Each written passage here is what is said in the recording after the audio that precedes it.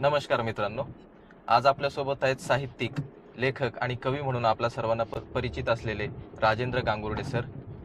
लेखन क्षेत्रामध्ये प्रवास करत असताना शैक्षणिक क्षेत्रामध्ये देखील सरांचे मोलाचे योगदान आहे. तर या त्यांच्या अनुभवांबद्दल शैक्षणिक क्षेत्रातील असतील किंवा लेखन क्षेत्रातील असतील तर यावरती आज आपण चर्चा करणार आहोत सरांची. सर, तुमचा अल्प परिचय आपल्या प्रेक्षकांना करून द्या. सर्वांना नमस्कार. माझे नाव राजेंद्र कारभारी गांगुर्डे. मी शिक्षण विभागामध्ये केंद्रप्रमुख म्हणून सेवानिवृत्त झालेलो आहे.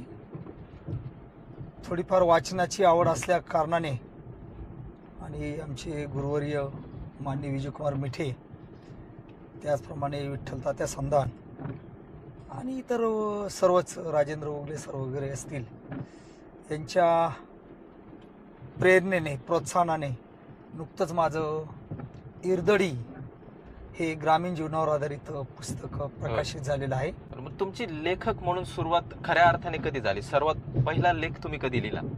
मी साधारणतः 1981 मध्ये इयत्ता 11वीला वणी कॉलेजला होतो आणि त्या कॉलेजचे नियतकालिक वगैरे निघायचे आणि त्या दरम्यान मी लायब्ररीमध्ये जी काही नियतकालिकं होती ती वाचनाची आवड मला पहिल्यापासून होती.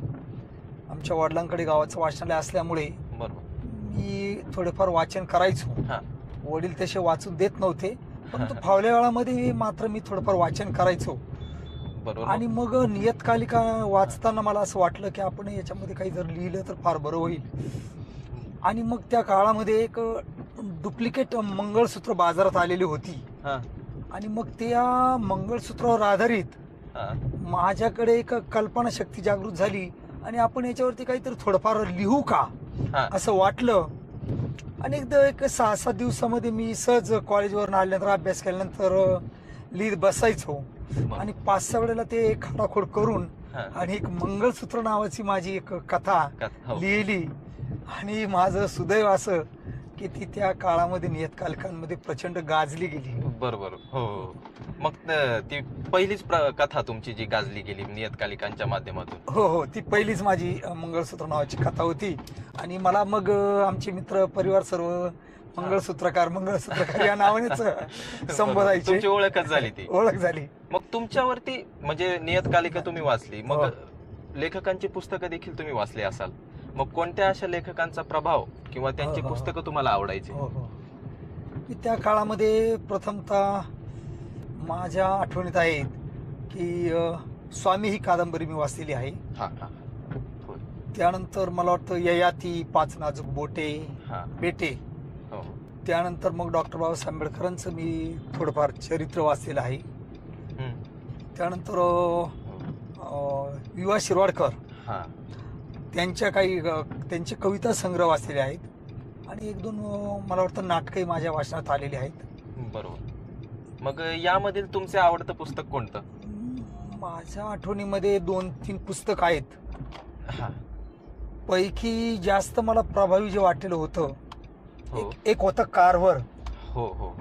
हे जे पुस्तक आहेत अमेरिकेचे माजी अध्यक्ष होते आणि अतिशय संघर्षमय जीवन त्यांनी जगलेलं आहे आणि ते मला बरंचसं भावलं. त्यानंतर डॉक्टर बाबासाहेब आंबेडकरांचं जीवनचरित्र ते तर जगविख्यात आहे.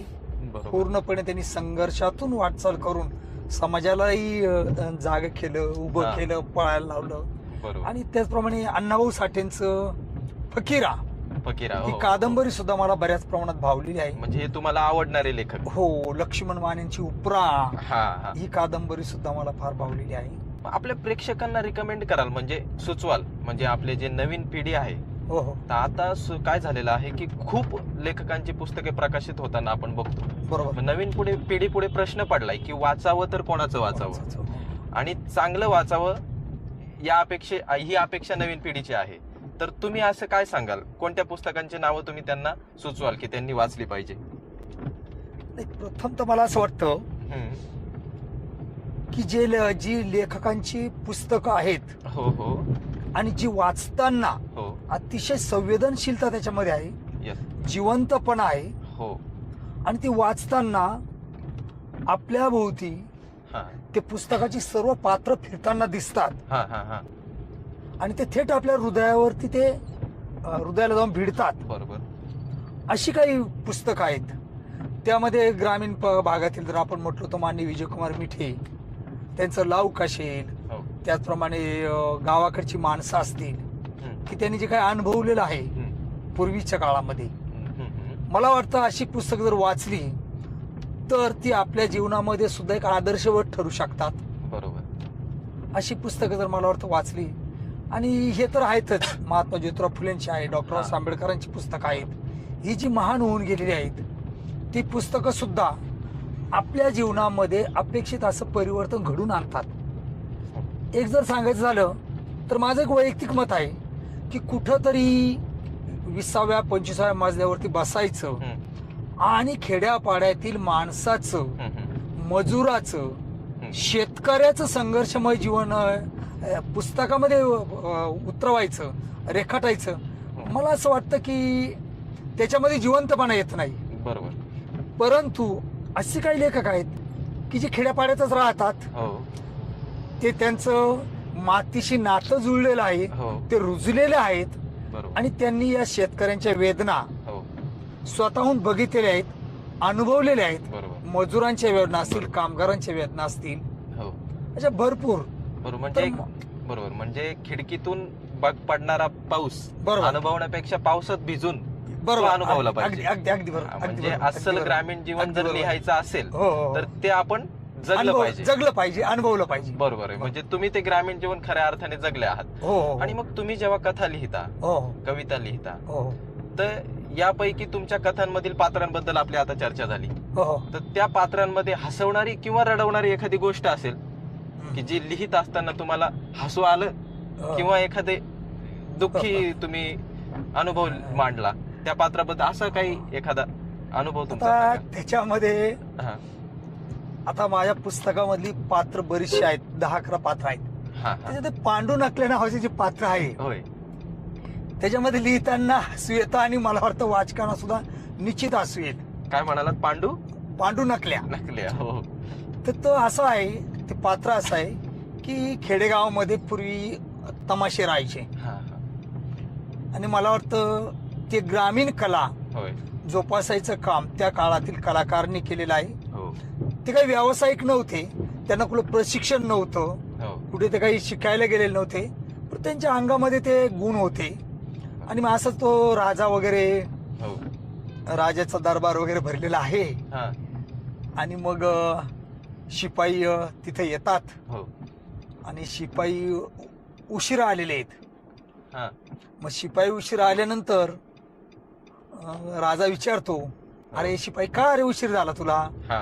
तर राजानं शिपाई उत्तर देतो की महाराज काय सांगू, तुम्हाला माहितीये माझं गरीबाचं घर गळक वगैरे आहे म्हणे आणि आता दिवस तर पावसाचे सुरू आहेत आणि इतका पाऊस आला आणि माझ्या कौलाच्या छपरातून पाऊस पडायला लागला आणि मला नेमकं जेवण करायचं होतं आणि माझ्या बायकोने काही भाजी वगैरे शिजवायला टाकलेली होती आणि ते पाणी नेमकं त्या कढईमध्ये पडायला लागलं आणि ते इतकं पाणी होतं की नदीचं पाणी जसं येतं तसं ते पाणी जोर जोरामध्ये गळायला लागलं आणि माझ्या बायकोने नेमके मासे करायला टाकलेले होते, शिजायला टाकलेले होते.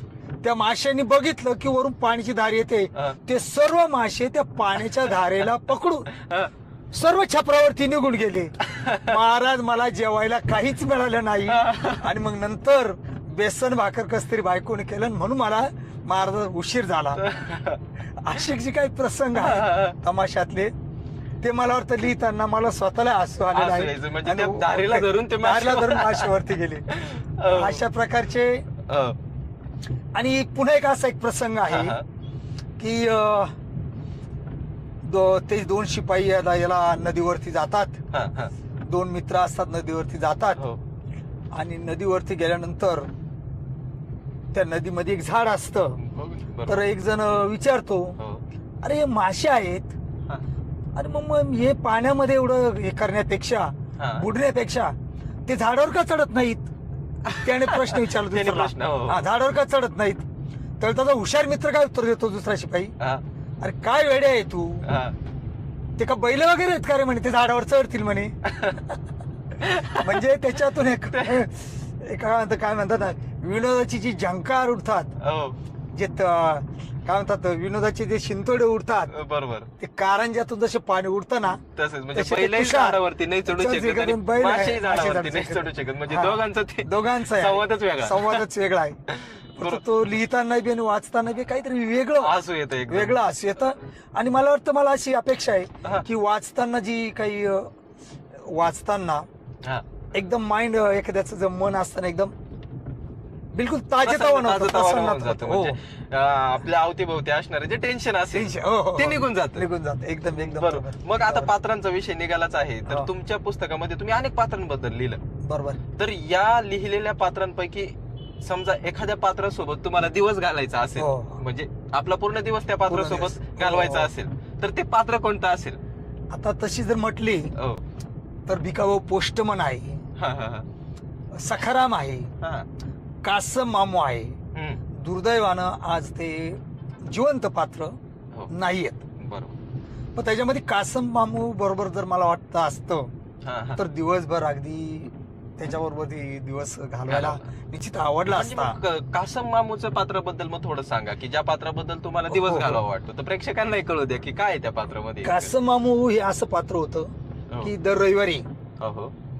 ते रस्त्याला त्यावेळेला बोकडे वगैरे घेऊन जायचे, हा, हा. शेळ्या बकरी, कारण सोमवारी खेडगावचा बाजार असायचा. बरोबर. मग ते जायचे आणि हे 2-3 जण रस्त्यावरती जायचे हा. आणि ते विकत आणायचे आणि रविवारी मटण वगैरे करायचे. करायचे. हो, हा, मटण वगैरे केल्यानंतर हो. की जो मूळ मुद्दा आहे की दर आठवड्यामध्ये जो गॅप पडायचा हो. आणि मग ते रविवारी मटण झाल्यानंतर सोमवारी पैसे मागून घ्यायचे, ते हा. मटणाचे वाट्याचे पैसे, तर काय 50 पैसे वाटा वगैरे. हम्म. पण ते पैसे आठवड्यामध्ये जर कुणाला काही लागलं गोरगरिबांना, हो, हो. मग दवाखान्याला लागला असेल, एखाद्या मुलीच्या बाळणपणासाठी लागलेला हो. असेल, तर तो कासम मामू मात्र सर्वांना काय करायचा, अगदी मदत करायचा. हो. आणि म्हणून त्या गरीब जनतेला एक हा. मोठा आधार कासम कासम मामू मामूचा होता. होता. की जो कासम मामू जर कोणी म्हटलं काय रे आज रविवार आहे ना, आज तुझी काही वळवळ दिसत नाहीये, हा. इतका शांत का, तर तो कासम मामू सांगायचा अरे आज एकादशी आहे, हा. अरे तुम्हाला याचं सुद्धा भान नाही का एकादशीच्या दिवशी. म्हणजे इतका तो सर्व धर्म संभाव मानणारी ती व्यक्ती होती आणि समोरचा मग त्याच्या पुढे नतमस्तक व्हायचा. अशापैकी हे अतिशय कासम मामूचं मदत पात्र. करणारं अतिशय छान एक पात्र होतं. मग शहरी लेखन आणि ग्रामीण लेखन याच्यामध्ये काय फरक जाणवतो? मला असं वाटतं शहरामध्ये सुद्धा अतिशय दिग्गज असे लेखक बरोबर आज सुद्धा आहेत आहेत. की जे कामगारांवर लिहित आहेत, होय, बरोबर. जे कंपनीमध्ये जात आहेत, जे हो. कामगार आहेत त्यांच्यावरती चांगल्यापैकी मला वाटतं त्यांनी प्रकाश टाकलेला टाकलेला आहे. हो. आणि दुसरी बाब जर म्हटलं तर काही शहरांमध्ये सुद्धा जे सध्या जे काही लेखक नावारूपाला आलेले आहेत हा, हा. त्यांची नाळ पहिल्यापासूनच बऱ्याच जणांशी खेड्यापाड्यातली आहे. त्याचं कारण जोडली बरीचशी जण ही त्यांचा जन्मच खेड्यापाड्यात झालेला आहे झालेलं आणि आहे. म्हणून त्यामुळे ते शहरात जरी गेलेले आहेत तर त्यांच्या लिखाणामध्ये हो. थोडासा कवडसा जर आपण बघितला हा. तो ग्रामीण भागाचा सुद्धा अपसुक येतो. येतो. बरोबर. आणि त्यामुळं त्यांचं लेखन जे आहे त्याच्यामध्ये शहरी आणि ग्रामीण भागाची सुद्धा हो. एक चांगल्यापैकी सरमिसळ मला वाटतं झालेली आढळते. बरोबर. पण शेवटी तसं जर आपण बघितलं हो. तर आपण ग्रामीण भागात असल्यामुळे म्हणा किंवा कदाचित तुम्हाला असं वाटेल हा. की मी एकाच बाजूने बोलतो, पण मला वाटतं ग्रामीण भागातील साहित्य जर असेल हो. तर ते कुणालाही मला वाटतं जास्त भावेल असं मला बरोबर. वाटतं. कुठेतरी शहरामध्ये गेलेल्या लोकांची नाळ ही गावाशी जोडलेलीच असते, जोडलेली म्हणून असते. त्यांना हे नक्कीच ग्रामीण साहित्य आवडत असतं. अगदी कोणी ना अगदी कोणी नातेवाईक त्यांच्या गावाकडे राहत असतात, अगदी बरोबर. त्यामुळे त्यांना ग्रामीण साहित्याबद्दल एक वेगळीच आपुलकी वाटते. वाटते एकदम बरोबर. बरोबर. मग तुमचं जे नाव आहे इरदडीचा हो, झिरा, हो. हे नाव सुद्धा मला त्या ग्रामीण संस्कृतीशी जोडलेलंच वाटतं. तर हे नाव देण्यामागचा तुमचा हेतू काय? अगदी बरोबर आहे. हो. अनेक जणांनी मला विचारलेलं होतं की इरदडी काय म्हटलं ते वाचल्याशिवाय समजणार नाही. बरोबर आहे. आणि हे नाव ठरवताना होय. राजेंद्र उगले सर होते आणि मला वाटतं विजयकुमार मिठे साहेब होते. हो. या आमच्या या चर्चेतूनच ते नाव अचानक उदयाला आलं हो. की काहीतरी वेगळं नाव पाहिजे, बरोबर आहे. की जे कुठल्याही आतापर्यंतच्या पुस्तकाला दिलेले गेलेलं नाही नाही. नक्कीच हे नाव हा. मी पहिल्यांदा तुमच्याच हो. पुस्तकाचं ऐकलेलं आहे. अनेक पुस्तकं बघितले, हो. हे नाव मला युनिक वाटतं. आणि बरोबर. हा. गावाच्या माळेदुमालाच्या पश्चिमेला जे तो डोंगर आहे, अस्वलीचा डोंगर, त्या डोंगराच्या कुशीमध्ये हा. एक ओहळ आहे हा. आणि त्या ओहळाचं नाव इरदडी आहे.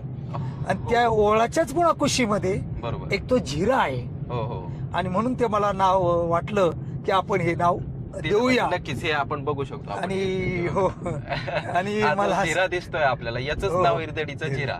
आणि मला असं वाटतं की बऱ्याच आपल्या वाचकांना हो हो हो. ते नाव सुद्धा समर्पक आहे नक्कीच. असं म्हणजे बऱ्याच जणांनी तुम्ही कळवलेलं आहे. नाव देताना फार विचारपूर्वक दिलं. म्हणजे हे नाव का दिलं जर हो. समजून घ्यायचं असेल तर पुस्तक वाचलं पाहिजे. अगदी अगदी म्हणजे नक्कीच, ते नक्कीच. इरदडीचा जिरा काय आहे हो, हो. त्या मागचं जर रहस्य जाणून घ्यायचं असेल तर हे संपूर्ण पुस्तक पुस्तक तुम्हाला वाचावं हो. लागेल. नक्कीच तुम्ही फार विचारपूर्वक हे नाव दिलेलं आहे. मग याच्या येणाऱ्या प्रतिक्रिया कशा आहेत तुम्हाला पुस्तकाबद्दल?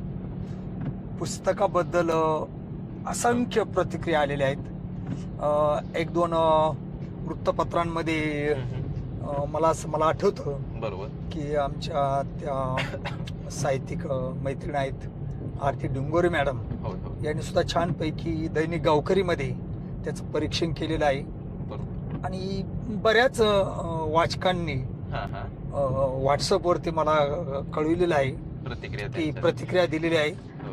की पुस्तक वाचताना हा. त्याच्यातली जी पात्र आहेत म्हणे, हो. ती पात्र आपण स्वतःच आहोत की काय असा असं भास होतो. नक्कीच. हो. आणि त्यातील 10 ते 15 जणांनी तर मला अशा प्रतिक्रिया दिल्या आहेत हा. की पुस्तक घेतल्यानंतर हो. ते पूर्णपणे वाचल्याशिवाय आम्ही हो. ते बाजूला केलेलं नाही. नाही म्हणजे तुमच्या लेखन शैलीची जी कमांड आहे त्याच्यामुळे त्यांना पुस्तक बाजूला ठेवावंसच वाटलं नाही. हो. पूर्ण अनुभव त्यांनी त्याच्यातले घेतले. आणि तुमची जी म्हणे भाषा शैली आहे ती अस्सल ग्रामीण आहे. ग्रामीण भाषा वाटते. बरोबर. आणि म्हणे शहरातल्या काही वाचकांना ती त्याचा अर्थबोध होणार नाहीयेत. होय. तर काही जणांनी मला असं सुचवलं हा. की पुढील आवृत्तीमध्ये त्याची संदर्भ सूची दिली तर फार बरं होईल. आणि कसं असतं काही ग्रामीण आपले जे शब्द आहेत हो हो. ते शहरी जे वाचक असतात त्यांच्या बरोबर. लक्षात येत नाही. तर ते शब्दांचे अर्थ आपण जर लिहून दिले अगदी बरोबर. पुस्तकाच्या शेवटी अगदी तर बरोबर. ते नक्कीच समर्पक ठरेल. समर्पक. अगदी बरोबर. अगदी बरोबर. बरोबर आहे, बरोबर आहे, बरोबर आहे. मग हे सर्व लिखाण करत असताना हो तुम्ही शैक्षणिक क्षेत्रात देखील एक मोठी जबाबदारी पार पाडत हो होता. हो.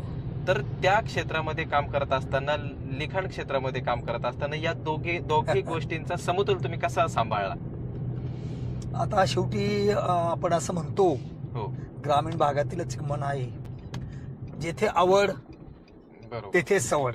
हा हा, बरोबर आहे. प्रथमतः शिक्षक म्हणून काम केलं. हो त्यानंतर साधारणतः 7.5 वर्ष मी केंद्रप्रमुख म्हणून काम केलं. हो.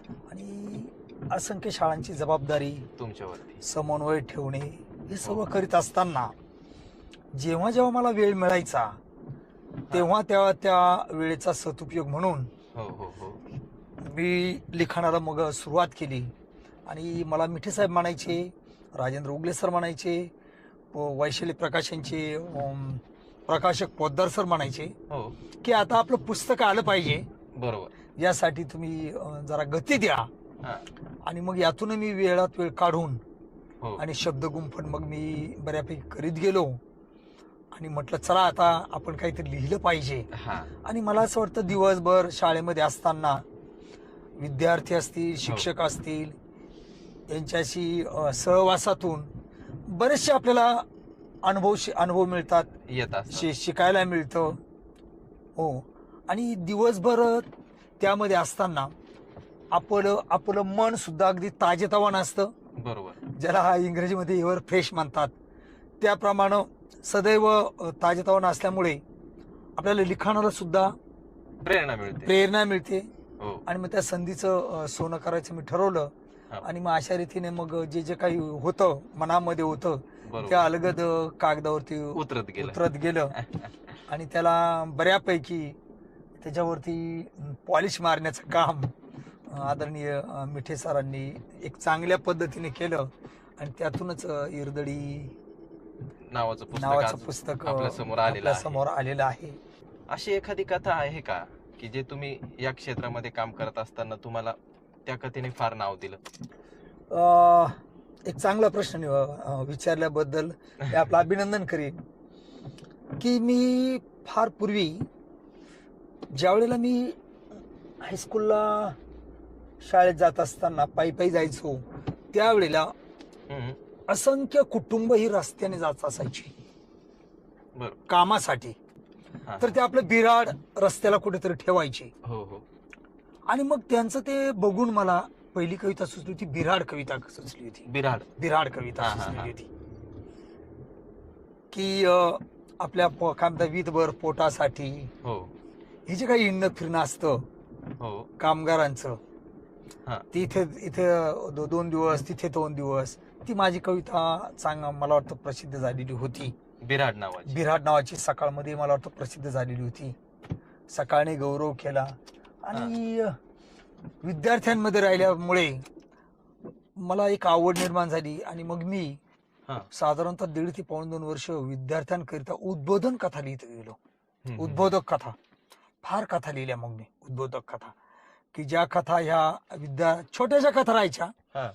आणि मग मी त्या परिपाठाच्या वेळेला त्या कथा सादर करायचो आणि हा. उद्देश एवढा की मनोरंजनही व्हायला पाहिजे आणि मुलांना त्यातून काहीतरी वेगळं शिकायला मिळायला पाहिजे. बरोबर. त्याच वेळेला मी एक सापशिडी नावाचा खेळ तयार केला हम्म.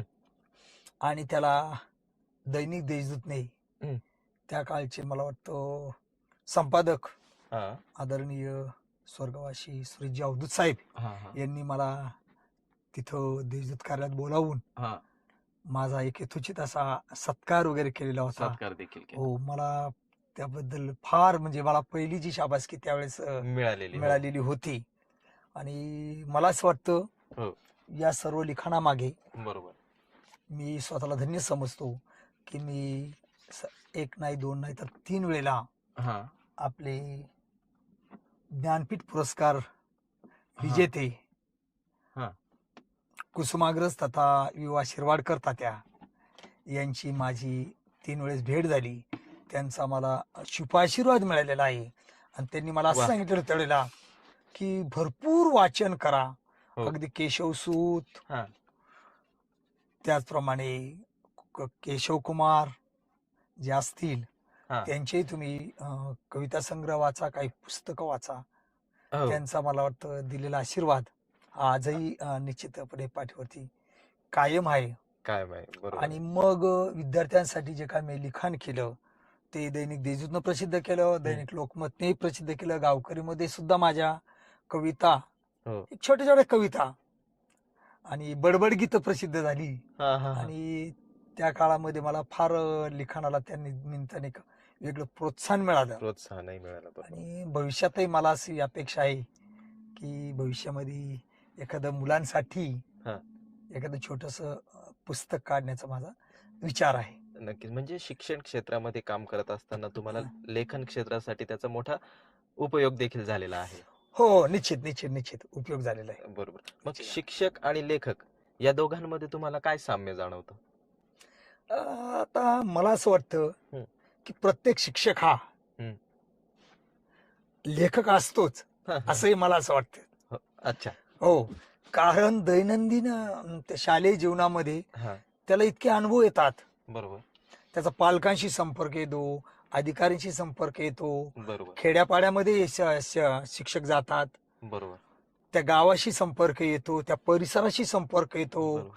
खाणेसुमारीच्या निमित्ताने वाड्या वस्त्यांवरती फिरायला मिळतं मिळतं. आणि या अनुभवाची शिदोरी प्रचंड मोठी त्या शिदोरी वाट्याला त्याला येत असतं. वाटायला येत असतं. फक्त त्याने ते घेऊन हो. आणि जर मला वाटतं कागदावरती उतरवलं उतरवलं. बरोबर. आणि म्हणून म्हणजे माझं वैयक्तिक मत आहे हा. की प्रत्येक शिक्षक हा निश्चितच लेखक बरोबर. आणि असतो. विशेष गोष्ट म्हणजे पुस्तकांच्या माध्यमातून अनेक लेखक त्यांच्या नजरेखालून जात असतात. त्यांचे एकदम अनुभव त्यांच्या हो समोरून हो जात असतात. शिकवताना बरोबर बरोबर बरोबर. तर ते एक बरोबर. प्रेरणा त्यांनी घेऊन जर लिहायला सुरुवात केली अगदी तर नक्कीच एक शिक्षक चांगला लेखक म्हणून आपल्या समोर येऊ शकतो. येऊ शकतो. बरोबर आहे, बरोबर. आणि त्याचं उत्तम उदाहरण म्हणजे तुम्ही आहात. नाही मी हो. फार मोठा लेखक नाही, फार मोठा कवी नाही, परंतु असे असंख्य माझ्यासारखे हो, असंख्य आहेत की अनेक शिक्षक हे लिहिते झालेले आहेत. अनेकांची पुस्तकं बरोबर. 3-3, 4-4 पुस्तकं त्यांची प्रसिद्ध झालेली आहेत बरोबर. आणि अपेक्षेपेक्षा कमी कालावधीत हं, ते काय म्हणतात ते वाचकांपर्यंत पूर्णपणे पोहोचलेले आहेत. पोहोचलेले देखील आहेत. बरोबर. मग आता या प्रेक्षकांमध्ये आता तुमचे चाहते असतील, तसेच तुमचे शिक्षक मित्र देखील हो, असतील. हो, हो. तर असे तुमचे शिक्षक मित्र जे आहेत, जे त्यांच्या मनामध्ये भरलेलं भरपूर आहे, हो, हो. लिहायचं काय, पण ते आजपर्यंत कागदावर त्यांनी कधी येस, उतरवलं येस. नाही. तर त्यांना तुम्ही काय सल्ला द्याल? लिहायचं असेल नवीन त्यांना सुरुवात नाही करायची मला असेल? असं वाटतं, हं, की त्यांनी थोडीफार काहीतरी पुस्तकं वाचली पाहिजेत. बरोबर. आणि मी आता 15 मिनिटापूर्वी जे बोललो, हो, की त्यांनी साहित्य संमेलनं तिथं उपस्थित दाखवली पाहिजे. बरोबर. कवी संमेलन उपस्थित हो, दाखवल्यानंतर आपोआप आपल्याला असं वाटतं, की अरे हे आपल्याला सुद्धा जमणं सहज शक्य आहे. हो, हो. आणि बरोबर. मग ती जर प्रेरणा मिळाली, तर मला वाटतं ते लिहू शकतात आणि त्यांनी आता आपण लिहू आणि मग ते वाचकांपर्यंत जाईल, ते पसंत पडेल, हा भाग नंतरचा अलविदा हं, असतो. बरोबर. परंतु जे काही आपल्याकडे जी शब्दांची जी काही काय म्हणतात साठा आहे, हं, जे अनुभवाचा साठा आहे, तो मला वाटतं त्यांनी पुस्तकं आपल्या वहीवरती लिहायला, उतरवायला, कागदावरती उतरवायला काहीही हरकत नाही. नाही. आणि उतरवल्यानंतर जे काही दिग्गज माणसं असतात, बरोबर. त्यांच्याकडे मला वाटतं थोडं वाचायला दिले, तर ते नक्कीच. नक्कीच आपला जो खडतर रस्ता वाटतो ना, ते आपल्याला चांगल्यापैकी दिशा देते बरोबर. आणि पुस्तक सुद्धा मग ते म प्रकाशित होऊ प्रकाशित शकतं. होईल म्हणजे हा माझा स्वतःचा अनुभव आहे. येस, म्हणजे मार्गदर्शकाची गरज आहे गरज प्रत्येक व्यक्तीला. हो, मार्गदर्शकाची नक्कीच गरज. पण गरज त्या अगोदर आपण ते वाचन भरपूर केलं केलं पाहिजे. पाहिजे. वाचन भरपूर केलं पाहिजे. कारण जर वाचलं हं, तरच आपल्याला त्याच्यातून काहीतरी सुचेल. सुचेल. हो. बरोबर. तुमचा अनुभव वाचला तर त्यांच्या आयुष्यात देखील कोणता अनुभव असेल तर ते त्यांना व्यक्त हो, होता हो, येईल. हो. बरोबर आहे. व्यक्त होता येते. तर साहित्य संमेलनांमध्ये नवीन लिहिणाऱ्या लेखकांनी गेलं पाहिजे, असं हो, तुम्ही म्हणालात. हो. बरोबर. बरोबर. पुस्तक प्रकाशनांना गेलं पाहिजे, साहित्य संमेलनांना गेलं पाहिजे, हो, तर हो. त्याने तुमच्या विचारांमध्ये भर पडेल. अगदी तर बरोबर. असे साहित्य संमेलन कुठे होतात? हो, हो. तर हे आपल्या प्रेक्षकांना जर तुम्ही सांगितलं, हो. तर मला वाटतं ते फार महत्वाचं ठरेल. मला असं वाटतं आपल्या जिल्ह्यापुरतं बोलायचं झालं हां, हां. तर इगतपुरीला हं, हं. कुंजाजी मालुसकरजी जे आदरणीय ते दरवर्षी साहित्य संमेलन भरवतात. हं, येवल्यालाही साहित्य संमेलन होत असतं. हं. निफाडला देखील होत असतं. हो. एक सायखेड्याला सुद्धा गोदाकाठचं साहित्य संमेलन भरत असतं. हां, मागे मोहाडीला भरायचं. हां. आपल्या पालखेड बंधारा येथे सुद्धा ग्रामीण साहित्य संमेलन भरतात.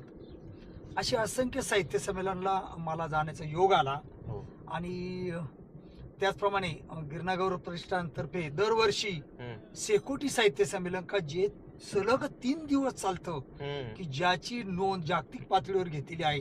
बरं. अशाही ठिकाणी मी उपस्थित राहिलेलो आहे. तिथला आस्वाद घेतलेला आहे. हो. मार्गदर्शन ऐकलेलं आहे.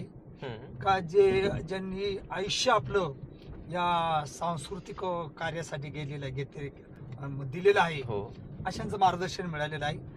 दिंडोरी या ठिकाणी होणाऱ्या साहित्य संमेलनामध्ये तुमचा मोठा सहभाग असतो. हो, हो. त्याबद्दल तुम्ही काय सांगा? एक चांगला प्रश्न विचारला आणि मला हो. वाटतं एक चांगली उजळणी होईल, इतिहासाची उजळणी होईल, हो.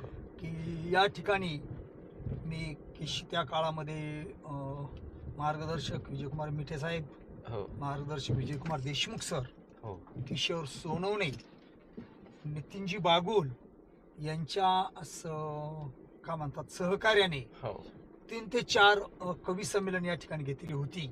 आणि हं. तिथे त्यावेळेस ज्येष्ठ साहित्यिक मार्गदर्शक आदरणीय उत्तमरावजी कांबळे साहेब, हं, हं. त्याचप्रमाणे ज्यांचं काय म्हणतात हां. सातत्याने जे विनोदी लेखन हो. करायचे ते आदरणीय चंद्रकांत दादा मामिने, हो.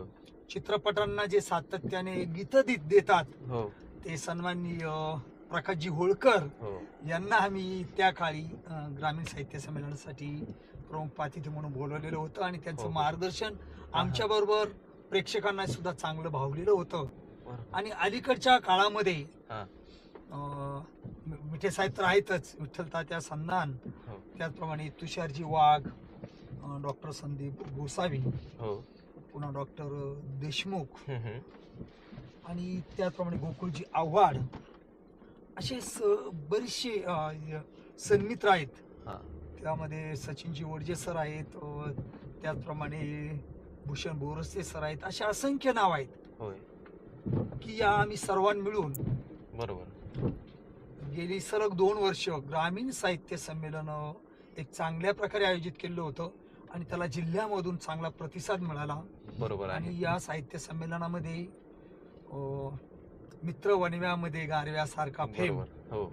माननीय आनंदजी राऊत, हो. अविनाशजी भारती, यशवंत गोसावी सर, हो, आणि गीतकार, आघाडीचे गीतकार ज्यांना आपण म्हणतात राज्यामध्ये, हो. बाबासाहेब सौदागर बरोबर. यांना व्याख्याते म्हणून, प्रमुख अतिथी म्हणून बोलावलेलं होतं. आणि एक सांस्कृतिक ठेवाचा एक चांगला आस्वाद आपण तालुक्यातील प्रेक्षकांना दिलेला आहे. आणि एक अभिमानाची बाब म्हणजे आपण जे म्हणतो हो की जे हिरे असतात ते खेड्यातच लपलेले असतात, त्यांना बाहेर आणण्याची जबाबदारी ही आपली असते. आणि म्हणून असंख्य नवीन जे कवी होते, नवोदित कवी, त्यांना आपण त्या ठिकाणी चांगल्यापैकी व्यासपीठ दिलं, निर्माण त्यांना एक व्यक्त होण्यासाठी माध्यम आणि त्यांना एक प्रोत्साहन मिळालं. बरोबर. हो.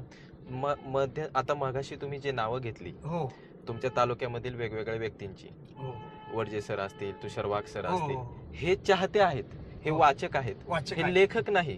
अगदी बरोबर, अगदी बरोबर. परंतु साहित्य संमेलनासाठी यांची जी तळमळ होती ती मी देखील जवळून पाहिलेली आहे आणि तुम्ही देखील पाहिलेली आहे. तर प्रत्येक तालुक्यामधल्या वाचकांनी असतील, जे चाहते असतील, त्यांनी साहित्य संमेलन घेण्यासाठी एकत्र आलं पाहिजे. तर तुमच्या गावातील असतील, तालुक्यातील असतील, तर ते हिरे असतील, बरोबर, यांना कुठेतरी प्लॅटफॉर्म निर्माण होतो. अगदी बरोबर. तर यासाठी हे जे नावं तुम्ही घेतले ते फार महत्वाचे आहेत. यांच्यामुळे हे सर्व एकत्रित आले आणि साहित्य संमेलन एकदम बरोबर घेतलं गेलं. बरीचशी असंख्य नाव आहेत. आता पुढच्या काळी आमचे सन्मित्र डॉक्टर योगेशजी गोसावी, म्हणजे ही सुद्धा माणसं कशी आहेत, ज्यांना आवड भरपूर आहे. बरोबर. लिखाण कमी आहे परंतु त्यांना आवड आहे. हो. आणि त्यांनी त्या चांगल्या प्रकारे काय म्हणतात त्याच्यामध्ये योगदान या ठिकाणी दिलेलं आहे. बरोबर. चिंचखेडला अनेक कवी आहेत. बरोबर. गोकुळ आवाड सर असतील, सर, पण संदीप जगताप सारखे तर राज्यामध्ये ज्यांचं व्याख्यान प्रसिद्ध असलेले, असलेले. आता कदाचित माझ्या बोलण्यामधून भरपूर अशी नावं राहून गेली असतील. बरोबर आहे. फार मोठा परिवार आहे. फार मोठा परिवार आहे. आणि दिंडोर तालुक्यामध्ये असंख्य लेखक आहेत, कवी आहेत. हो. आमचे वलखेडचे चारोस्कर सर एकाच वेळेस त्यांनी 2 पुस्तकं लिहिलेली आहेत. आणि आता दिवाळीच्या आसपास त्यांची 2 पुस्तकं प्रकाशनाच्या मार्गावर आहेत. बरोबर. म्हणजे खेड्यामध्ये नक्कीच हिरे आहेत. लेखन क्षेत्राला तुम्ही जसं जवळून अनुभवलं तसं शैक्षणिक क्षेत्राला देखील तुम्ही फार जवळून अनुभवलं आहे. शैक्षणिक क्षेत्रामध्ये शिकवताना असेल किंवा वेगवेगळ्या शाळांमध्ये जाणं असेल, बरोबर, हे सर्व अनुभव तुम्हाला आलेले आहेत. बरोबर. मग शैक्षणिक क्षेत्रात जर एखादा बदल तुम्हाला अपेक्षित असेल तर तो काय असेल? बघा, ग्रामीण भागामध्ये ज्या काही शाळा आहेत, विशेषतः जिल्हा परिषद शाळांच्या बाबतीमध्ये बोलतो, शासनाने फक्त शिक्षकांना शिकवणे एवढंच जर मला वाटतं शिक्षकांना काम दिलं तर मला वाटतं आतापेक्षा विद्यार्थ्यांमध्ये एक चांगल्यापैकी त्याला ग्रोथ निर्माण होतो, तो निश्चित होईल. नक्कीच. अलीकडे काय झालेलं आहे, अनेक शिक्षकांना वाटतं आपल्या मुलांना काहीतरी द्यायचं आहे, पण तो दररोज काही ना काही माहिती येत असते, ही द्या, ती द्या, ती द्या, ती द्या. त्याच्यामुळे त्यांची जी लिंक असते ना ती कुठेतरी तुटली जाते. कुठेतरी कागदपत्रांमध्ये शिक्षकाचा पूर्ण दिवस निघून जातो. तर हे थोडंसं बाजूला करून सरकारने, प्रशासनाने त्यांना शिकवण्यासाठी वेळ दिला पाहिजे असं तुमचं म्हणणं. तरीही या प्रतिकूल परिस्थितीमध्ये कागदपत्रांच्या ह्याच्यामधून सुद्धा शिक्षक वेळात वेळ काढून एक चांगल्या प्रकारे अध्यापनाचं काम करतायत. आणि तुम्ही बघत असाल की खेड्यातलेच विद्यार्थी चांगल्या ठिकाणी चमकताना आपल्याला दिसून येतात. फक्त शासनाने, मला अशी अपेक्षा आहे की मला ज्यावेळेला राज्य पुरस्कार मिळाला होता त्यावेळेस मी मुलाखतीमध्ये हेच सांगितलं होतं की शासनाने शाळा छोटी असो मोठी असो एक तिथं लिपिक असा दिला पाहिजे की शिकवण्या पलीकडची जी काही माहिती आहे पूर्णपणे माहिती, ती माहिती पूर्णपणे त्या लिपिकानेच काय करायची, जमा करायची आणि कार्यालयाला पाठवायची. म्हणजे कागदपत्रांचा, माहितीचा आणि शिक्षकांचा दुरान्वयी संबंध येणार नाही. नाही. आणि ते पूर्ण वेळ विद्यार्थी आपल्या समोर जे विद्यार्थी बसलेले आहेत की ज्यांना आपण काय म्हणतात भावी पिढी समजतो, भविष्यातले मोठे- भविष्यात ज्यांच्यावरती हो. देश आधारित आहे, त्यांच्यासाठी ते पूर्ण वेळ देऊ म्हणजे शकतील ते असं त्यांना माझं व्यवस्थित- वैयक्तिक मत आहे. बरोबर त्यांना ते घडवू शकतील घडू शकतील. व्यवस्थितपणे, अगदी बरोबर. अगदी अगदी. तुमच्या काळातले काही हा. विद्यार्थी असतील हो जे आजही तुमच्या कॉन्टॅक्ट मध्ये आणि हो हो मोठ्या मोठ्या पदवी त्यांनी हो प्राप्त केलेल्या आहेत, असे आहेत का कॉन्टॅक्ट मध्ये तुमच्या? हो माझे बरेचसे विद्यार्थी आज संपर्कात आहेत. हम्म. लखमापूरला मी जवळजवळ 16-17 वर्ष होतो. बरोबर. तिथले बरेचसे विद्यार्थी आहेत. हम्म. 1-2 डॉक्टर्स झालेले आहेत. हम्म. एक प्राध्यापक आहेत. हो. आणि काही जे आहेत हो हे प्रगतिशील शेतकरी ज्याला म्हणतो, एक चांगल्यापैकी शेती करतायत, हो हो ते सुद्धा शेतकरी आहेत. आहेत, बरोबर. त्याचप्रमाणे लोखंडेवाडीचे आहेत. लोखंडेवाडीचे माझ्या काही विद्यार्थिनी आहेत हा. की ज्यांनी 6वी-7वी पासूनच मी म्हणायचो तुम्हाला नेमकं काय व्हायचं, त्यांनी जे मला सांगितलेलं आहे त्यांनी ते करून दाखवलेलं आहे. असते त्या कोणी इंजिनिअरिंग व्हायचं, एकीने मला शिक्षकच व्हायचं, हा, जे जे त्यांना काय मला बी फार्मसीच व्हायचं, त्याच पद्धतीने ते केलेले आहेत. बरोबर. आणि आजही आज तारीख जर मला सांगायला वाटली, हा, हा. 5 सप्टेंबर आहे. हो. आज अनेक विद्यार्थी आणि विद्यार्थिनींनी शिक्षक दिनाच्या शिक्षक हार्दिक दिनाच्या शुभेच्छा आठवणीने मला दिलेला आहे. शुभेच्छा आणि दिलेल्या आहेत. असा शिक्षक दिनानिमित्तच हो. हा योग हो, आपला हो. जुळून आलेला आहे. आता अशी एक विद्यार्थिनी आहे की ती आशा आहेर म्हणून आहे हा, हा. वलखेडची. होय. ती विद्यार्थिनी चांगल्यापैकी लिखाण करते, वा. कवित्री झालेली आहे. ती ग्रामीण भागातील ती चांगल्यापैकी कवितेमध्ये तिचं प्रतिबिंब पाडत असते. पाडत आहेत. हो. असे भरपूर आहेत. बरोबर, म्हणजे तुम्ही दाखवलेल्या मार्गावरती ते हो व्यवस्थितपणे हो चाललेलं आहे. हो चाललेले आहेत. अनेक, बरोबर. आता थोड्या काही वेळा- विद्यार्थी लखमापूरचे तर त्याच्यामध्ये नाव जर सांगितले असते हो. तर आहेत किशोर सोनवणे आहेत, बापू मोगल आहेत, अशी जी काही विद्यार्थिनी आहेत, सोमनाथ अशी काही विद्यार्थिनी आहेत की जे आजही मला खास भेटायला येतात, येतात. चर्चा करतात, गप्पा मार्गदर्शन घेतात. मग अजून याच्या व्यतिरिक्त काय पाहिजे. नक्कीच त्यांची प्रगती पाहून तुमचं हो, मन हो. भरून येत असेल भरून की येतं. आपले विद्यार्थी आज इतक्या हो. मोठ्या मोठ्या आणि या प्रवासामध्ये हो. आमचे सर्व कुटुंबातील सर्वांनीच, आई वडिलांनी, हो. पत्नी, मुले, भाऊ, सर्वांनी चांगल्या प्रकारे मला प्रेरणा दिलेली. प्रेरणा दिलेली हो. आहे. बरोबर. मग जेव्हा लेखक म्हणून तुम्ही त्यांच्या समोर हो. आलात तेव्हा त्यांची प्रतिक्रिया काय होती कुटुंबियांची? त्यांना वाटायचं की हा वृत्तपत्रामध्ये लिहितोय. हा.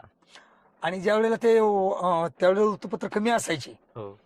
परंतु मग बंधूला वगैरे वडिलांना कोणी भेटलं की मग ते सांगायचे आज आलेले राजूचं असं आलेलं आहे बरं का. हा. मग वडिलांना जरा बरं वाटायचं, आईलाही बरं वाटायचं, पत्नीलाही बरं वाटायचं. मुलं तर लहानच होती, बरोबर. भावांना सर्वांना बरं वाटायचं की आपल्या एक घरातली व्यक्ती कुठेतरी वृत्तपत्रामध्ये नाव जाते त्याचं. येतंय, बरोबर. आणि मग अजून काय हवं असं वाटायचं. ते आनंदाने तो इतरांना एक दाखवत आनंदाने असतील. हो इतरांना जायचं. अगदी बरोबर. अगदी अगदी. आता काही आणि वेळा आता एक सांगायला आठवणीचं हम्म, की जे इरदडी पुस्तक आहे, ज्या गावामध्ये आम्ही 24-25 वर्ष राहिलेलो आहेत, हम्म. त्या गावावरती मी ते पुस्तक लिहिले आहेत, हा. की जी आजही माणसं चांगल्यापैकी संपर्कात आहेत. होय. आणि मला आनंद वाटतो की पुस्तक प्रकाशनाला एवढ्या दूरवरून ही माणसं आपण आली. बघितलं असेल की नाशिकला नक्कीच. आलेली होती. नाशिकला आलेली हो, होती, म्हणजे पूर्ण आणि काही हॉल विद्यार्थी गच्च आले भरून होते. हो, गेलेला हो, होता हो. प्रकाशनाच्या हो. वेळी. बरोबर आहे. आता नुकताच काही वेळापूर्वी आपला पुरस्कारांबद्दल आपण थोडस बोललात, तर हा. तुम्हाला मिळालेले पुरस्कार कोणते कोणते आतापर्यंत? आता काही शिक्षक पुरस्कार हो. आहेत आणि काही सरस्वती कला मंच, हो. पालखेड बंधारा आहेत. हो. त्याप्रमाणे मोहाडीचं मंडळ आहेत, हो. पुणे वणीचं साहित्य मंडळ आहेत. हा. आणि अशा अनेक ठिकाणचे पुरस्कार मिळालेले पुरस्कार हे आहेत तुम्हाला. कवितांना मिळालेले आहेत. हो. आत्ता इरदडी हे जे पुस्तक होतं, हा. तिला सुद्धा गिरणा गौरव प्रतिष्ठानचा वा. एक मानाचा निळूभाऊ फुले पुरस्कार वा. मिळाला. हो. आणि म्हणून मला असं वाटलं की आपलं पुस्तकामध्ये थोडीशी ताकद आहे, असं काही आहे. प्रमाणामध्ये आहे असं मला वाटतं. आणि शिक्षण क्षेत्रामध्ये मला काय म्हणतात ना, हं. आईवडिलांनी जसं मला मार्गदर्शन केलं आणि ज्या ज्या शाळेमध्ये होतो तिथे हं. मुख्याध्यापक असतील, शिक्षक असतील, हम्म. यांच्या सहकार्याने जे काही कार्य केलं, मग त्याबद्दल मला पंचायत समिती दिंडोरी, हो. त्याचप्रमाणे जिल्हा परिषद नाशिक हम्म. आणि महाराष्ट्र शासनाचाही हम्म. आदर्श शिक्षक पुरस्कार वा. मिळालेला आहे. मिळालेला आहे. आणि बरोबर. याचं सर्व श्रेय मी माझ्या कुटुंबाबरोबरच हो. त्या शाळेवर राहणारे जे काही आतापर्यंतच्या याचे जे शिक्षक बांधव असतील, मुख्याध्यापक असतील हो. आणि विद्यार्थी असतील, हो. हे श्रेय निश्चितच मी त्यांना देतो. आणि मग काही ज्या संस्था आहेत, हो. ज्या खाजगी संस्था आहेत, हो. त्या जवळजवळ 8 ते 9 संस्थांनी सुद्धा माझा गुणवंत शिक्षक म्हणून त्याच्यामध्ये ज्येष्ठ नागरिक संघ हम्म. दिंडोरी त्यांनी सुद्धा एक आदर्श शिक्षक पुरस्कार दिलेला. पुरस्कार अनेक देऊन पुरस्कारांनी हो, तुम्हाला सन्मानित केलेलं आहे. सन्मानित केलेलं आहे. तर एक याच्यावरती मला एक प्रश्न तुम्हाला विचारावा असं वाटतो की हा, तुम्ही बरोबर. लेखकही आहात. हो. मग या लेखन क्षेत्रामध्ये तुम्हाला अनेक पुरस्कार मिळाले, हो. पुरस्कार मिळतही राहतील. हो. मग पुरस्कार मिळवणे हा. की वाचकांचे प्रेम मिळवणे, नाही या दोघांपैकी जर तुम्हाला एक ऑप्शन निवडायचं असेल तर तुम्ही काय निवडाल? नाही, वाचक वाचक वाचक वाचक वाचक बरोबर. वाचकांचं प्रेम महत्वाचं आहे. वाचकांपर्यंत आपण जितकं जाऊ त्यापेक्षा पुरस्कार हा काही नसतो. वाचकाची एक प्रतिक्रिया आली हो. समजा, तर तीच हो. एका पुरस्कारासारखी हो, आपल्याला पुरस्कारापेक्षा मोठा सन्मान मिळतो, फार सन्मान मोठा मिळतो. सन्मान मिळतो. बरोबर. म्हणजे ज्यांची आपली ओळख नाही हो. हो. आणि तिथपर्यंत आपलं पुस्तक गेलेलं आहे, बरोबर आहे. ते जेव्हा फोन करून आपल्याला दोन शब्द ऐकवतात किंवा व्हॉट्सअपवर पाठवतात, हो. मला वाटतं आणि काय हवे. मग तुम्हाला लिहित असताना सर्वात जास्त आनंद कधी होतो? नाही, मी साधारणतः माझा लिहिण्याचा कालावधी रात्री 8-9च्या पुढे असतो. बरोबर. आणि माझं असं जे मनात असतं, मी निवांत जेव्हा वाचतो तेव्हाच लिहित असतो. म्हणजे माझी लिहिण्याची गती तशी फार कमी आहे. त्याचं कारण असं हा. की मला पूर्णपणे एकांत निवांत असल्यानंतर मग मी ते लिहित असतो. लिहित असता. हो. बरोबर. त्यावेळेस मी लिहित असतो. हो. आणि 100-125 म्हणजे 100% आपण जाणं अपेक्षित असतं. बरोबर. ज्या वेळेला 80-85% आपण लिहितो होय. आणि त्याच्यावरती पुन्हा 2-3 वेळेला काम करतो हम्म. आणि ज्या वेळेला आकार येते त्यावेळेला एक मोठा आनंद होतो की हो, आता आपण ज्या उद्दिष्टापर्यंत जायचं होतं तिथपर्यंत आपण आता पोहोचत पोहोचलेलो आहे. आलेलो आहे.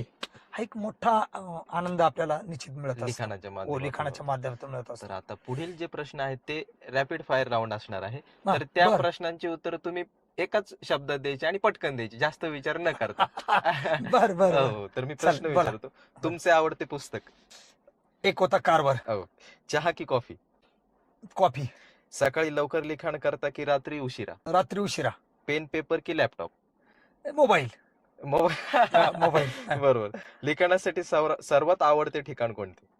नाही, आपली खोलीच. घरात आपल्या. घरात, आपल्या आपल्या घरामध्ये. तुमच्या पात्रांपैकी सर्वात आवडते पात्र कोणते? प्रतिपात्र कासम मामा. पुढील प्रश्नांमध्ये ना हा. यापैकी एक पर्याय निवडायचा. बर.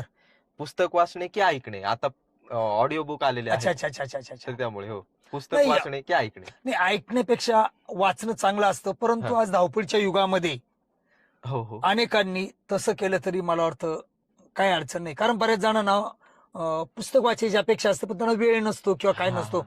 तर मला वाटतं मोबाईलवर जरी त्यांनी केलं तर चालेल, परंतु ऐकण्यापेक्षा वाचणं हे जास्त भावतं. विद्यार्थी, बरोबर. आता थोडं एक माझे जे मित्र आहेत हो. ते वाचण्यापेक्षा ऐकण्याला जास्त प्राधान्य देत आहेत प्राधान्य. आता. कारण रात्री झोपताना ते पुस्तक, ये. एखादी कथा असेल ती ये. लावून देतात आणि एकदम झोपून बरोबर आहे. कारण त्यांना वेळेचा सदुपयोग करायचा आहे. करायचं. बरोबर. दिवसभर त्यांना तसा वेळ नसतो. नसतं. एकदम बरोबर आहे. बरोबर. काल्पनिक कथा की सत्य कथा? तशा तर सत्यकथा जर असल्या तर त्या चांगल्या भावतात बरोबर. आणि काल्पनिक असल्या पण त्यामध्ये जर जीव ओतून जर ते पात्र जर रंगवले लेखकाने, हो. तर मला वाटतं त्या काल्पनिक जरी असल्या तर त्या सत्य वाटतात. मग प्रेम कथा की रहस्यमय कथा? तसं काही नाही, दोन्हीच असल्या तर चालू शकतात. बरोबर. सकाळचा चहा की रात्रीची कॉफी? सकाळचा चहा. चहा. हो. ग्रामीण भागातील कथा की शहरी भागातील कथा? नाही, ग्रामीण भागातील कथा. हो. हा. पाहिलेले चित्रपट की वाचलेली पुस्तके? वाचलेली पुस्तके. हो. कथांवरती आधारित पात्रे की पात्रांवरती आधारित कथा? नाही, कथांवरती आधारित पात्रे मी पसंत केलेली आहेत. बरोबर. ऐतिहासिक कथा की विज्ञान कथा? कथा तशा ऐतिहासिक कथा. हा, वाचायला तुम्हाला आवडत. पुस्तकावर आधारित चित्रपट आधी पाहतात की पुस्तक वाचल्यानंतर त्या पुस्तकावरती झालेला चित्रपट पाहता? नाही, अगोदर मला असं वाटतं हा. की पुस्तक जर हो, वाचलं हो, हो. तर ती चित्रपट चित्र- पाहण्याची मजा पाहण्याची वेगळी. वेगळी मजा असते. आणि या निमित्ताने मी सांगतो हो. की मला ते सुद्धा एक अंग आहे बरोबर. हिंदी. अभिनय देखील तुम्ही केलेला आहे, तर त्याच्यावरती बोलायचं थोडं राहून गेलं आपलं. तर मग अभिनय क्षेत्रामध्ये तुमचं येणं किंवा अभिनयाची आवड कशी निर्माण झाली? मी कदाचित तुम्हाला विसंगती वाटेल. मी आतापर्यंत हो. 5 चित्रपट सुद्धा सिनेमागृहामध्ये जाऊन बघितलेले नाहीत. हां, हां, हां. त्याचं कारण असं की मला 3 तास बसणं फार कंटाळून वाटायचं. परंतु आपण अभिनय केला पाहिजे हो. हे मला तितकंच वाटायचं की नाही नाही आपण काहीतरी आवड. केलं पाहिजे. हं. मग त्यावेळेला स्मार्ट पीटी नावाचं एक प्रशिक्षण नाशिकला असायचं आमचं हो. 1991-92 वेळेला. होय. त्यावेळेला आज आघाडीचे जे काही कलाकार आहेत, हो. अभिनेते, हां. राज्य पुरस्कार विजेते, हो. सन्मित्र राजेंद्र उगले सर हो. यांच्यासोबत त्यावेळेला मी नाटकामध्ये काम केलेलं आहे. आणि हो. त्यापासून मला असं वाटायचं की आपण कुठेतरी काम केलं पाहिजे. पाहिजे. हो. आणि योगायोगाने एक दिवस अचानक मला उगले सरांचाच फोन आला हो. की आपल्याला मिठे साहेबांकडे जायचं आहे हो. आणि प्रतीक आहे आणि तुझी जी इच्छा आहे हो. ती आता पूर्ण होईल. आणि मग पहिलं त्यांच्या माध्यमातून खुंटीमध्ये सुरुवात. सुरुवात केली. आहा. म्हणजे ती माझी जी इच्छा होती ती पूर्ण झाली. हो निश्चित आणि आता पूर्ण झाली. पुढे तुम्ही आता त्यामध्ये पूर्ण हो, मग काम नंतर करणार. येड चांगे झालं, हो. माती मळण झालं, हो. हे 3 शॉर्ट फिल्म झाल्या. बरोबर. त्यानंतर एक ग्रेप मास्टर नावाची हां. जी द्राक्षावरती जो रोग येतो हो. त्याच्यावरती जो उपाय करण्याचं ग्रेप मास्टर नावाचं आहे होय. ती जाहिरात आपल्याच बरोबर केली. बरोबर. आणि अपेक्षेपेक्षा त्याला यश इतकं मिळालं की मला वाटतं 4 ते 5 राज्यांमध्ये ती राज्यांमध्ये त्या भाषांतरित झाली. भाषांतरित झालेली 5 आहे. भाषांमध्ये. बरोबर. तिचं डबिंग झालेलं आहे. आणि सन्मित्र गोटराम हिरेकर हो. यांच्या माध्यमातून पंढरीचा विठ्ठल माझा. विठ्ठल माझा त्यात काम केलं. या भक्तिगीतामध्ये मला विठ्ठलाचा रोल करायला वा वा. मिळाला. मग आपल्या देशातील कथा की परदेशातील कथा? आता एक होता कारवर वरती हो, आपण हो, बोललात. हो. मग आपल्या देशातील कथा आवडतात की परदेशातील कथा आवडतात? आता असं एक पुस्तक घेतल्यानंतर हो. कथा कुठलीही असो हो. ती भावली गेली पाहिजे. अनुभव महत्त्वाचे. पाहिजे. त्याच्यातली हो. फिलिंग महत्त्वाची. आणि मला असं हो. वाटतं संघर्षातली जर असली ना कथा हो. तर ती आपल्याला काही पुस्तक घेतल्यानंतर कधी पूर्ण होईल बरोबर आहे. तोपर्यंत आपण सोडत नाही. बरोबर. कारण त्याच्यातून आपल्याला एक वेगळं प्रोत्साहन मिळतं.